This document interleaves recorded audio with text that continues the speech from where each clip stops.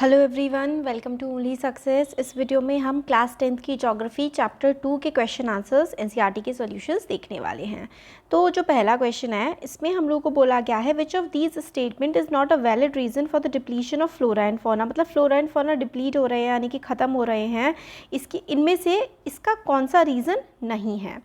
तो इनमें से कौन सा रीज़न नहीं है, तो इसका देखो आंसर है ग्रेजिंग एंड फ्यूलवुड कलेक्शन। तो ग्रेजिंग एंड फ्यूलवुड कलेक्शन जो है वो इसकी वजह से फ्लोरा फौना ज़्यादा ख़राब नहीं हो रहा है, बल्कि एग्रीकल्चर, क्योंकि जंगल ही जंगल। फ्लोरा फौना क्या होता है? फ्लोरा होते हैं प्लांट स्पेशी और फौना होता है एनिमल स्पेशी। तो एनिमल के स्पेशी, प्लांट के स्पेशी कम हो रहे हैं क्योंकि जंगल कट रहे हैं, बहुत ज़्यादा जो है डेवलपमेंटल प्रोजेक्ट्स बनाए जा रहे हैं, फैक्ट्री लगाई जा रही हैं, शहरीकरण बढ़ रहा है। इसकी वजह से फ्लोरा फौना बहुत ज़्यादा जो है रैपिडली ख़राब हो रहे हैं। और ये ग्रेजिंग यानी कि चरने से गाय भैंसों के, है ना, और फ्यूलवुड कलेक्शन से। फ्यूलवुड कलेक्शन का मतलब होता है कि लकड़ी उठाना, मतलब जैसे कि जो लकड़ी गिर जाती है, थोड़ी बहुत टहनियाँ तोड़ लेते हैं उसका अपना फ्यूलवुड के लिए, यानी कि घर में खाना वाना पकाने के लिए, तो उससे थोड़ा ना कोई जंगल बर्बाद होते हैं। तो इससे क्या है, फ्लोरा फौना को नुकसान नहीं होता, बाकी इन तीनों से होता है।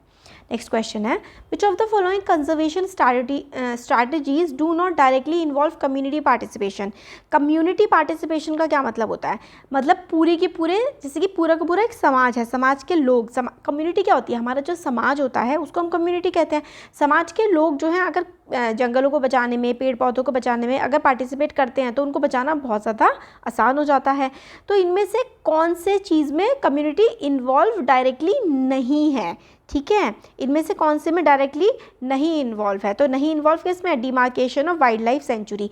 Demarcation of wild life sanctuary का मतलब होता है कि भाई वाइल्ड लाइफ सेंचुरी बना दी है, और कौन बनाती है वाइल्ड लाइफ सेंचुरी? गवर्नमेंट बनाती है। तो ये काम तो गवर्नमेंट का होता है। चिपकू मूवमेंट लोगों ने चलाया, बीज बचाओ आंदोलन भी पीपल ने चलाया, जॉइंट फॉरेस्ट मैनेजमेंट भी ये तो पीपल करते हैं, लोग करते हैं। और ये जो है ना demarcation of wild life sanctuary, मतलब वाइल्ड लाइफ सेंचुरी को डिमार्केट कर देना कि भाई अब इतना हो गया, वाइल्ड लाइफ सेंचुरी इतने इतने में है और इससे आगे नहीं होगी, ये सरकारों का काम होता है, कम्युनिटी का काम नहीं होता। नेक्स्ट है मैच द फॉलोइंग। तो मैच जो है मैंने आपको पहले ही आंसर में कर रखा है। तो ये प्लांट्स या फिर एनिमल्स हैं, ठीक है, ये वाले जो हैं ये हम लोग से 5 प्लांट्स एनिमल्स हम लोग को गिवन थे और हमें मैच करना था, तो मैंने आपको यहाँ पर मैच करके आंसर डायरेक्टली दे दिया है। तो ब्लैक बक जो है वो कैटेगरी ऑफ एग्जिस्टेंस। तो देखिए कैटेगरी ऑफ एग्जिस्टेंस का क्या मतलब होता है कि भाई ये जो जानवर हैं इनको कितना खतरा है। तो एक तो होता है क्रिटिकली एंडेंजर्ड। क्रिटिकली एंडेंजर्ड मतलब सबसे ज़्यादा खतरा, फिर उसके बाद आता है एंडेंजर्ड, फिर उसके बाद आता है वल्नरेबल। ठीक है, इस तरीके से आते हैं। क्रिटिकली एंडेंजर्ड, फिर एंडेंजर्ड आता है, वल्नरेबल आता है, फिर कंसर्न, फिर लीस्ट कंसर्न आ गया, फिर उसके बाद एक्सटिंक्ट। यहाँ पे क्रिटिकली एंडेंजर्ड क्या आ गया? एक्सटिंक्ट होता है। एक्सटिंक्ट का मतलब होता है कि भाई ख़त्म हो चुके हैं, अब तो हैं ही नहीं है। तो इस तरीके की अलग अलग कैटेगरीज होती है कि भाई इनको कितना खतरा है, इन जानवरों को या फिर पौधों को। तो जो ब्लैक बक है वो एंडेंजर्ड है, मतलब उसको खतरा है बट फिर भी अभी इतना नहीं है। एशियाटिक एलिफेंट, मतलब एशिया का जो एलिफेंट है वो कम खतरे वाले उसमें आता है, वल्नरेबल में। और अंडमान वाइल्ड पिग तो एंडेमिक। एंडेमिक का मतलब होता है ऐसा कोई भी जानवर जो कि एक पर्टिकुलर एरिया में पाया जाता है, उसको हम कहते हैं कि ये हमारे एरिया का एंडेमिक है। हिमालयन ब्राउन बियर जो है वो रेयर है, मतलब हिमालय में बहुत ही, मतलब रेयर मतलब बहुत ही कम कम मिलता है। और जो पिंक हेड वाली डक है वो एक्सटिंक्ट हो चुकी है, मतलब अब इस दुनिया से ख़त्म ही हो चुकी है, कहीं पाई ही नहीं जाती है। तो ये हमारे आंसर्स हो गए। ठीक है, मैंने डायरेक्ट यहाँ पे आंसर्स आपको मैच कर दिए थे। नेक्स्ट है, इसमें भी आप लोगों को एक्सप्लेन करने के लिए बोला गया था कि रिजर्व फॉरेस्ट क्या होता है, प्रोटेक्टेड फॉरेस्ट क्या होते हैं और अनक्लास्ड फॉरेस्ट क्या होते हैं। तो ये मैंने यहाँ पर आप लोगों को आंसर दे रखा है। रिजर्व फॉरेस्ट किन्हें कहते हैं? तो देखो, forest are regarded as most valuable as far as the conservation of forest and wild life resources. तो रिजर्व फॉरेस्ट कौन से होते हैं? ये जो दीज फॉरेस्ट जो होते हैं ना, ये वाले जो फॉरेस्ट होते हैं, इनको हम लोग सबसे ज़्यादा इंपॉर्टेंस देते हैं, उनको रिजर्व करके रखते हैं, यानी कि बचा के रखते हैं। प्रोटेक्टेड फॉरेस्ट कौन से होते हैं? जो फर्दर डिप्लीशन से बचाते हैं कि भाई और ज़्यादा डिप्लीट ना हो। रिजर्व फॉरेस्ट मतलब बहुत ज़्यादा इंपॉर्टेंट है, हम उनको छेड़खानी बर्दाश्त नहीं करेंगे। प्रोटेक्टेड फॉरेस्ट की और ज़्यादा बर्बाद ना हो तो हम उनको बचा लेते हैं। फिर अनक्लासिफाइड फॉरेस्ट ऐसे होते हैं, वेस्ट लैंड हो गया, फिर प्राइवेट इंडिविजुअल के होते हैं, जैसे कि आपके पास सपोज करो कि बहुत सारी ज़मीन है, आपने उसमें खूब सारे पेड़ पौधे लगवा दिया, अपना ही आपने जंगल क्रिएट कर दिया, तो वो तो अनक्लासिफाइड फॉरेस्ट होगा, सरकार उसमें नहीं कर सकती है कुछ। तो other forest and wasteland belonging to both government and private individual, जिनको गवर्नमेंट के भी होते हैं, प्राइवेट लोगों को भी होते हैं, गवर्नमेंट ने क्लासीफाई अगर उन्होंने नहीं किया है तो वो अनक्लास्ड फॉरेस्ट हो गए। नेक्स्ट है 30 वर्ड में आपको आंसर देना है कि बायोडाइवर्सिटी क्या होती है। Why is biodiversity important for human lifes. Bio का मतलब देखो, बायो जब भी आता है एक सब्जेक्ट भी होता है। बायो में ना आप ऐसी चीज़ों के बारे में पढ़ते हैं जिनमें क्या होती है, लाइफ होती है, जिनमें जान होती है। ऐसी चीज़ों के बारे में हम बायोलॉजी में या फिर बायो रिलेटेड चीज़ों में पढ़ते हैं। डाइवर्सिटी, ये डाइवर्सिटी जो शब्द है ना, इसका मतलब होता है डिफरेंस, ठीक है, डिफरेंस हो गया। या फिर आप लोग कह सकते हैं भिन्नता, कि हम लोग डाइवर्स हैं, भिन्नता, मैं आपसे डाइवर्स हूँ, मेरी आदतें, मेरा रहन सहन, या मैं कैसी दिखती हूँ, है ना, ये सब हम लोग आपस में, हम लोग में डाइवर्सिटी। ऐसे ही अलग अलग जानवर जो है अलग अलग जगहों पर रहते हैं, अलग चीज़ें खाते हैं, है ना, तो हर जानवर एक दूसरे से अलग होता है, डाइवर्स होता है। तो बायोडाइवर्सिटी क्या हो गया, ऐसे जीव जंतु, जानवर, पेड़ पौधे जो आपस में अलग अलग, जैसे कि कैट हो गया, डॉग हो गया, आपस में अलग, ऐसे ही हम लोग कहें क्रोकोडाइल हो गया, डक हो गई, ये सब क्या है, ये सब बायोडाइवर्सिटी है।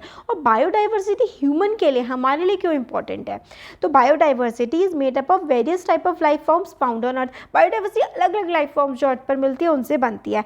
It is a measure of variation at the ecosystem species and genetic level. तो वेरिएशन, भिन्नता होती है इकोसिस्टम की, भाई ये एक तो रेन फॉरेस्ट का, यहाँ पे बहुत ज़्यादा पेड़ होता है, एक ऐसा भी इकोसिस्टम होता है जहाँ पे डेजर्ट होता है, पानी बहुत कम होता है, तो ये अलग अलग है ना, एक दूसरे से डाइवर्स है। स्पेशीज़, जैसे कि कुत्ता है तो बिल्ली भी है, अलग है। जेनेटिक डाइवर्सिटी, जैसे कि कहते हैं कि जो बिल्ली है वो शेर की मौसी है, तो उनके जीन्स अलग हैं, तो जेनेटिक डाइवर्सिटी भी होती है। Biodiversity is abundant in tropical areas. Tropical areas कौन से एरिया होते हैं, जहाँ पे काफ़ी ज़्यादा बारिश पड़ती है और खूब सारे पेड़ होते हैं, तो वहाँ पे खूब सारे जानवर रहते हैं। जहाँ पे बारिश और पेड़ होंगे, जानवर ज़्यादा होंगे। Tropical area cover 10% of the earth surface. Tropical area जो है 10% है अर्थ के सरफेस का, मगर उसमें 90%, 90% वर्ल्ड के स्पेशीज़ रहते हैं। मतलब सिर्फ 10% एरिया में 90% स्पेशीज ट्रॉपिकल एरियाज में रहते हैं। Contribution of biodiversity human lifes का जो है बायोडाइवर्सिटी में क्या कंट्रीब्यूशन होता है, तो agriculture, variety of plant species meet our needs for food, their contribution to business और इंडस्ट्री में, लेजर एक्टिविटी में, हम लोग घूमने फिरने जाते हैं, इकोलॉजिकल सर्विसेज में, तो काफ़ी सारे कंट्रीब्यूशन होते हैं। How have human activities affected the depletion of flora and fauna. तो फ्लोरा एंड फौना काफ़ी ख़राब हो गए हैं, तो ह्यूमन एक्टिविटीज़ की वजह से, ह्यूमन एक्टिविटी ने फ्लोरा और फौना पे क्या असर डाला है, तो various river valley projects have affected the flora and fauna. River valley मतलब जो नदियों के प्रोजेक्ट है, इसकी वजह से फ्लोरा फौना पे बुरा असर पड़ा है। नदी कहीं से भी हम लोग काट देते हैं और जंगल डुबा देते हैं, जंगल काट देते हैं, इलीगल माइनिंग करते हैं, उसकी वजह से पेड़ कटते हैं। डेवलपमेंट प्रोजेक्ट, हम लोग घूमने घामने के लिए वहाँ पे होटल बना दे रहे हैं पहाड़ों के ऊपर चढ़ा चढ़ा के, वहाँ से भी बहुत ज़्यादा दिक्कतें हो जाती हैं। ह्यूमन एक्टिविटीज़ से हम लोग फॉरेस्ट काट देते हैं, नदियों का रास्ता मोड़ देते हैं, पता नहीं क्या क्या गलत गलत काम हम करे जा रहे हैं, तो इस तरीके से हमने इफेक्ट किया है लाइफ को उनकी। 120 वर्ड में देना है। Describe how communities have conserved and protected forest and wild life in India. अलग अलग कम्युनिटीज़ ने किस तरीके से बचा करके रखा है फॉरेस्ट वाइल्ड लाइफ को। तो चिपकू मूवमेंट के बारे में आपने सुना होगा कि उत्तराखंड में एक मूवमेंट चला था कि वहाँ पे पेड़ काट रहे थे, तो लोग क्या कर रहा था, लोगों ने हक कर लिया था, जा करके पेड़ों से चिपक गए थे कि हम इसको नहीं काटेंगे। तो कम्युनिटी तो है, लोगों ने करा है। Famous Chipko movement in Himalayas has not only successfully resisted deforestation in several areas but has also shown that community afforestation with indigenous species can be enormously successful. तो मतलब हिमालयाज़ में डिफॉरेस्टेशन, पेड़ कटने से रोका, और हमें ये भी बताया कि जो वहाँ इंडिजिनस, उस जगह पर रहने वाले जो लोग होते हैं, वो किस तरीके से पेड़ पौधों को और बायोडाइवर्सिटी को बचा सकते हैं। सर्टेन सोसाइटी रिवर करती है, मतलब पूछती हैं पेड़ों को, और उनको बहुत ही सदियों से बचा करके रखा हुआ है। Mundas and the Santhals of Chota Nagpur region worship mahua and kadamb tree. The tribals of Orissa and Bihar worship the tamarind and mango trees during weddings. तो देखो, छोटा नागपुर वाले रीजन में महुआ और कदम्ब पेड़ों को पूजा जाता है। जो ट्राइबल एरियाज है उड़ीसा और बिहार के, वहाँ पे मैंगो को, टैमरिड को, इमली के पेड़ को पूजा जाता है, और शादियों में भी इनका बड़ा महत्व होता है। सरिस्का टाइगर रिजर्व जो कि राजस्थान में है, विलेजर्स ने माइनिंग जो एक्टिविटी हो रही थी उनको रोका वाइल्ड लाइफ प्रोटेक्शन एक्ट के अंतर्गत। In many areas villagers themselves are protecting habitats and are explicitly rejecting government involvements. तो कई इलाकों में विलेजर्स जो हैं वो खुद ही बहुत ही ज़्यादा सेव करते हैं बायोडाइवर्सिटी को और बचा करके रखते हैं। नेक्स्ट क्वेश्चन है, right a note on good practices toward conserving forest and wild life. जो अच्छी प्रैक्टिसेस होती हैं फॉरेस्ट और वाइल्ड लाइफ को बचा करके रखने की, उसके बारे में हमें बताना है। तो in India joint forest management programme furnishes a good example of involving local communities in the management and restoration of degraded forest. तो जॉइंट फॉरेस्ट मैनेजमेंट प्रोग्राम मतलब इसमें सरकार और लोकल कम्युनिटी मिल करके पेड़ों को, जंगलों को बचाने का काम करते हैं। काफ़ी अच्छा रिजल्ट इससे हमें मिला है। Programme programme has been in the formal existence in 1988 से ये प्रोग्राम हमारे देश में चल रहा है। When the state of Orissa pass the first resolution for joint forest management, Orissa ने सबसे पहले जॉइंट फॉरेस्ट मैनेजमेंट का रिजोल्यूशन पास किया था।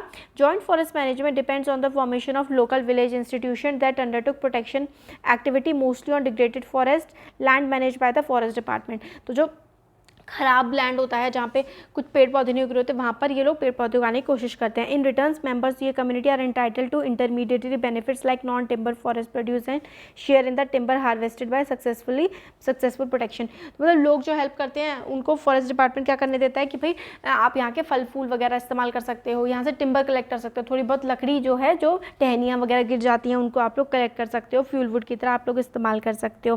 फ्यूल वुड होता है कि मतलब जो चूल्हे में लकड़ी लगाई जाती है। Clear lesson from the dynamics of both environmental destruction and reconstruction in India is the local communities everywhere have to be involved in some kind of natural resource management। तो भाई लोगों का इन्वॉल्वमेंट पर्यावरण को बचाने के लिए बहुत ज़्यादा ज़रूरी है, ये हम लोग को समझ में आता है जॉइंट फॉरेस्ट मैनेजमेंट प्रोग्राम से। तो ये हम लोगों ने क्वेश्चन आंसर्स देख लिए, और अगर आपको अच्छा लगता है तो चैनल को सब्सक्राइब ज़रूर करिएगा, और इस तरीके से ही वीडियो हम लेकर के आते रहेंगे। Thank you.